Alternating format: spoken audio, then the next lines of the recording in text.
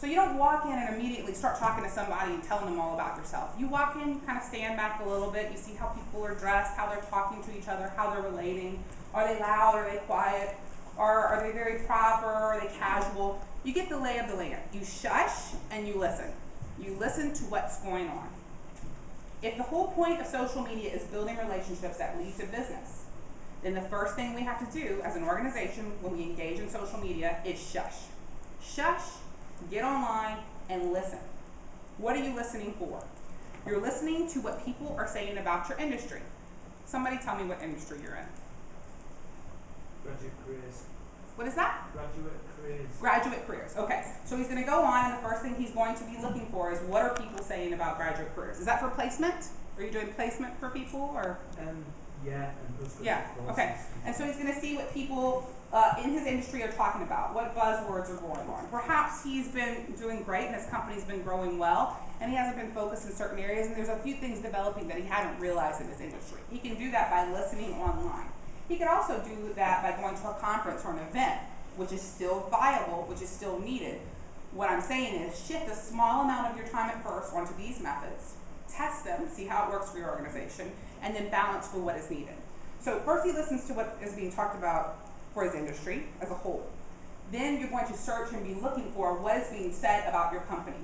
So many people say, well, my company's not being talked about. We're very small. Nobody's saying anything. Or, I don't want to hear it. They're saying something bad. Not listening to it because they're saying something bad is a big mistake, right? It's like there's a big party going on. Everybody's there talking smack about you, but you don't want to go because you don't want to hear it. And they're all talking about how bad your new hair color is, and you just don't want to deal with it, so you don't listen instead of just listening to it and deciding whether you want to live with it or make a change. So this is the important thing to remember. You can't control social media. It's impossible, but you can influence it. And you have to. Companies have to.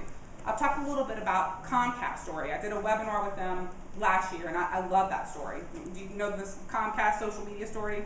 They're a large cable company and telephone company, serve tons of customers, and when you used to go on a few years ago to Google and you typed in Comcast customer service, you would get very interesting, colorful words, right? I hate Comcast, I'm going to kill Comcast customer service, very lovely things. And it was not a good situation. It looked like their customer service was terrible. And then there was a gentleman who started answering questions on Twitter for Comcast and addressing problems. And when he did it, people found it, and they thought it was interesting, and he would fix a glitch, and he would tell them how to restart their box. And so instead of handling 30 calls at a time, he could handle one person and tell 30 people at the same time who were looking at that how to solve this issue. So it would lessen some of the calls that were coming in if you continued down that path. Anyway, he did this without permission. He got in trouble.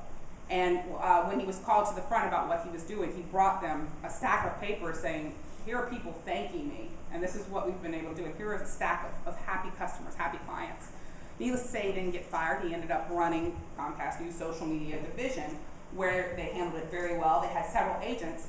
And soon you could see that if you had an issue with your cable and you picked up a phone and called, they were typically going to get out there within 4 days, right?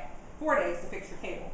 But if you tweeted or you addressed them on social media, they were typically there to help you within 4 hours. Now why? Why did that happen? Because everything that's going on social media is being fed into search engines, is very transparent.